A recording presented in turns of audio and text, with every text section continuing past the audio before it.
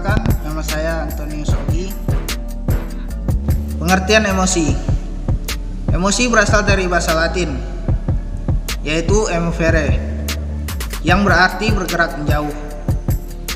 Menurut Daniel Goleman, emosi merujuk pada suatu perasaan dan pikiran yang khas, suatu keadaan biologis dan psikologis, dan serangkaian kecenderungan untuk bertindak. Emosi pada dasarnya adalah dorongan untuk bertindak. Biasanya emosi merupakan suatu reaksi terhadap rangsangan dari luar dan dalam diri individu. Emosi berkaitan dengan perubahan fisiologis dan berbagai pikiran. Jadi, emosi merupakan salah satu aspek penting dalam kehidupan manusia, karena emosi merupakan motivator perilaku dalam arti meningkatkan, tapi juga dapat mengganggu intensional manusia.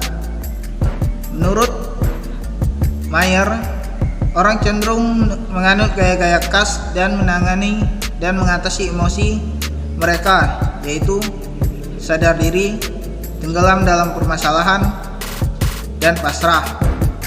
Dengan melihat keadaan itu, maka penting bagi setiap individu memiliki kecerdasan emosional agar menjadi hidup lebih bermakna dan tidak menjadikan hidup yang dijalani menjadi sia-sia.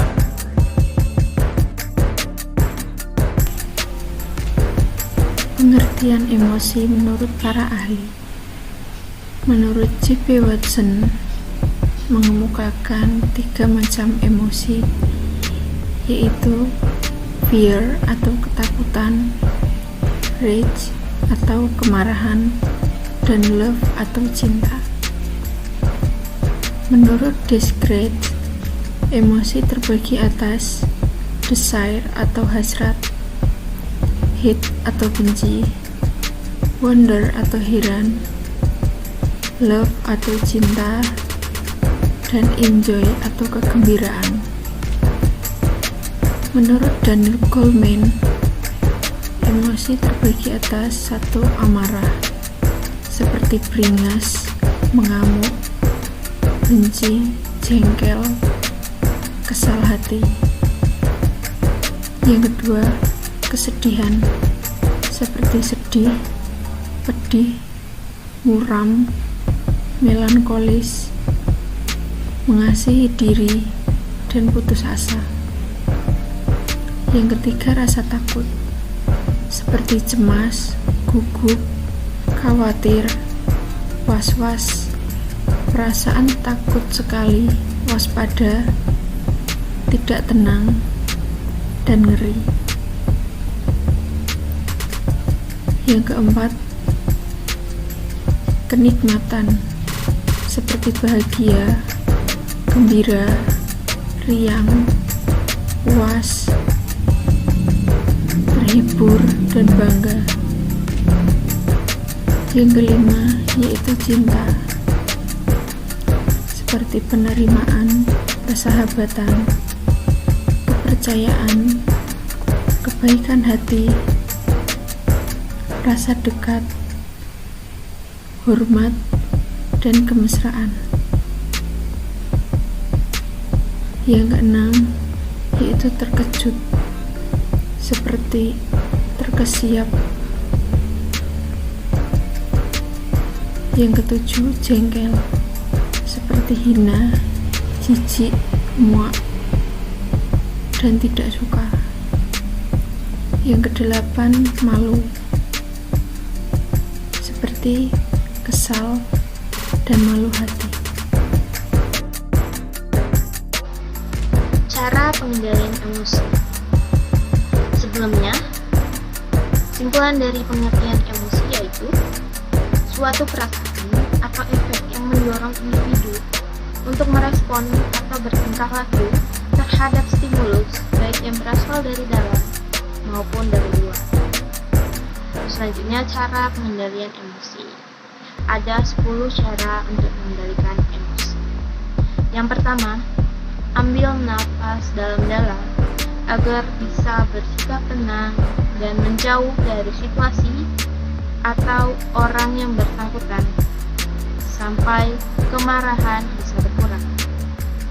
Yang kedua, mengekspresikan emosi apa yang menjadi ganjalan dalam hati tanpa menyakiti hati orang lain yang mengaturnya. Yang ketiga, olahraga atau melakukan hal yang bisa membuat bahagia. Yang keempat, pikir dahulu sebelum mengucapkan kata-kata, karena terkadang saat emosi bisa saja kita mengucapkan kata-kata yang bisa membuat kita menyesal setelah itu. Yang kelima, cari solusi untuk bisa memperbaiki masalah. Yang keenam, gunakan pernyataan saya ini untuk menghargai orang lain. Yang ketujuh, jangan menyimpan dendam di dalam. Tenangkan diri dan memaafkan adalah cara yang efektif untuk tidak membiarkan pikiran negatif menggerogoti pikiran positif pada diri kita. Yang kedelapan, berusaha membuat suasana kembali dengan cara humor agar keadaan tidak semakin buruk. Yang kesembilan, tenangkan diri. Dan yang terakhir, cari bantuan apabila emosi yang hadir dalam diri bisa menyakiti orang lain.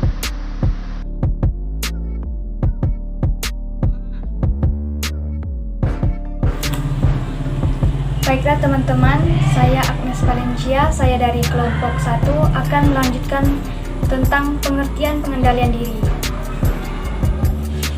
Pengendalian diri atau penguasaan diri atau self-regulation merupakan satu aspek penting dalam kecerdasan emosi atau emotional quotient. Aspek ini penting sekali dalam kehidupan manusia, sebab musuh terbesar manusia bukan berada di luar dirinya, namun justru berada di dalam dirinya sendiri. Dengan demikian, kemanapun seseorang pergi, maka orang tersebut selalu diikuti oleh musuhnya. Pengendalian diri atau penguasaan diri merupakan aspek yang perlu dilatih sejak dini. Nah, tidak ada aspek kemampuan untuk menguasai diri yang turun dari langit. Akan tetapi, melainkan diperoleh dari proses yang panjang dalam pengalaman hidup selama berhubungan dengan orang-orang sekitar. Lalu, dalam sebuah kata bijak tertulis, siapa yang menguasai diri ibarat mengalahkan sebuah kota. Diri yang kita bawa-bawa sekarang ini dapat menguasai kita atau kita yang menguasainya. Nah, dapat menjadi sahabat atau malah menjadi lawan. Tergantung pilihan kita menjalani hidup ini. Baik, sekian dari saya. Cara pengendalian diri. Nah, cara pengendalian diri ini terbagi menjadi 5. Yang pertama yaitu cara mengendalikan diri dengan menggunakan prinsip kemoralan, seperti menjaga sikap, ucapan, maupun menjaga dari pikiran-pikiran negatif terhadap apa yang dihadapi. Nah, semua agama pasti mengajarkan kemoralan, seperti tidak mencuri, tidak berbohong, tidak membunuh, tidak melakukan tindakan asusila atau kekerasan yang lainnya. Nah, yang kedua yaitu pengendalian diri menggunakan kesadaran. Kita sadar suatu saat bentuk pikiran atau perasaan yang negatif pasti akan muncul. Nah, pada umumnya orang tidak mampu menangkap pikiran atau perasaan yang muncul. Dengan demikian, mereka langsung lumpuh dan dikuasai oleh pikiran dan perasaan mereka. Nah, misalnya seseorang menghina atau menyinggung perasaan kita, lalu kita marah.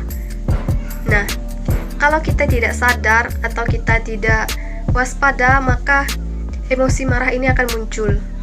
Dengan begitu cepat, kita sudah dikuasai oleh emosi kemarahan ini. Nah, jika kesadaran diri kita ini kuat, kesadaran kita ini bagus, maka kita akan tahu kapan emosi itu akan datang, dan kita tahu bagaimana cara mengatasinya.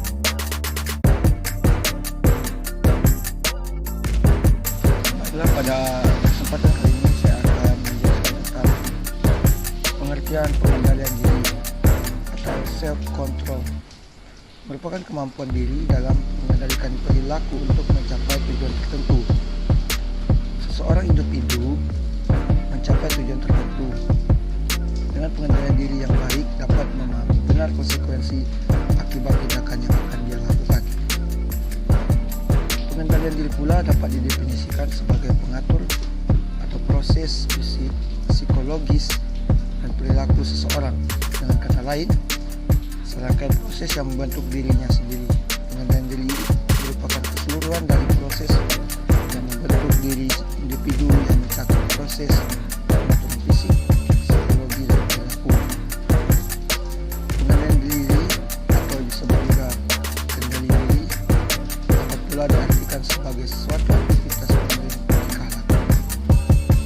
Pengendalian tingkah laku mengandung makna yaitu melakukan pertimbangan terlebih dahulu sebelum memutuskan sesuatu untuk bertindak. Pengendalian diri dapat digunakan untuk mereduksi efek psikologi yang negatif sebagai upaya pencegahan. Ini biasanya terjadi saat kita sudah dewasa untuk mengendalikan diri sendiri. Menurut Mahoney menjelaskan bahwa demi tujuan jangka panjang dia sengaja melakukan perilaku yang biasa dikerjakan atau yang segera memuaskannya, bersedia saat bebas baginya, tapi malah menggantinya dengan perilaku yang kurang biasa atau menawarkan kesenangan dengan tidak segera. Pengendalian diri dapat pula diartikan sebagai perbuatan membina tekad untuk mendisiplinkan kemauan, memacu semangat, mengikis keseganan, dan mengarah energi untuk benar-benar melaksanakan apa yang Anda kerjakan. Terima kasih.